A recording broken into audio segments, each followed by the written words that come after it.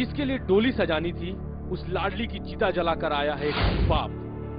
क्योंकि जिसकी मोहब्बत की कस्में खाया करता था, उसी का सर धड़ से अलग कर दिया एक फिर फिरे आशिक ने। 27 मई को खुशबू की शादी होने वाली थी। एक तरफा प्रेम में जल रहे उसके आशिक विजेंद्र को भला ये बात कैसे मंजूर होती। दरअसल जमशेदपुर की खुशबू के लिए विजेंद्र की एक तरफा मोहब्बत इस कदर परेशानी का सबब बन गई थी कि उसे जमशेदपुर छोड़ रांची आना पड़ा। वो अपने नानी के यहाँ रहकर रांची वुमेन्स कॉलेज से इंटर की पढ़ाई करने लग गई। लेकिन इस जुदाई से विजेंद्र की बेकरारी घटने के बजाय और बढ़ गई। खुशबू के इनकार को विजेंद्र बर्दाश्त नहीं कर पाया।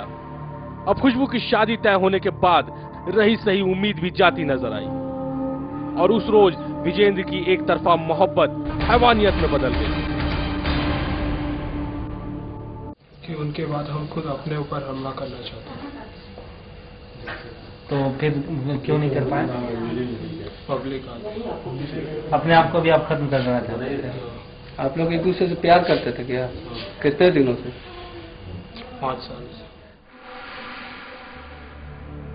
प्यार की दुहाई दे रहे और खुदकुशी की डींगे मार रहे शख्स के साथ जब पुलिस ने थोड़ी सख्ती बरती तो इसने कबूल किया कि इसकी मोहब्बत वाकई एक तरफा थी।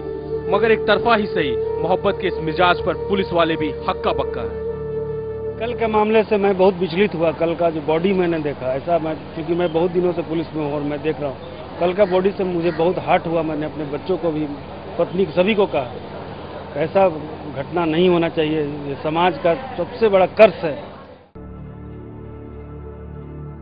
विडंबना देखिए कि जुनूनी आशिक से हिफाजत के लिए खुशबू जिस नानी के पास आई थी, उसकी आंखों के सामने ही उसका वहशियाना तरीके से कत्ल कर दिया गया। जिसने भी इस घटना के बारे में सुना वो सन रह गया। जिस पर गुजरी उसकी तो बात ही क्या की जाए।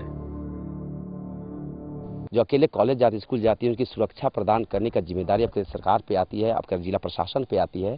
जिला प्रशासन को इस पे कार्रवाई करनी चाहिए और उस लड़का को फांसी की सजा दी जानी चाहिए। अगर फांसी की सजा नहीं दी जाती है तो आगे लोग डरेंगे नहीं और इससे कोई नहीं। तो अगर उसको फांसी दी जाती तो लोग इस तरह की घटना, इस तरह की हत्या करने में या कुकर्म करने में लोग थोड़ा सा डरेंगे और it will act as a deterrent if he is hanged.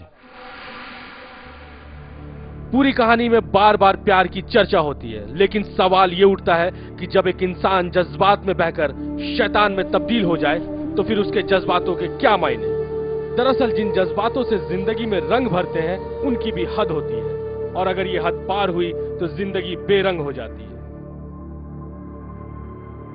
Syed Sharif Ibrahim, Ranchi, Mor.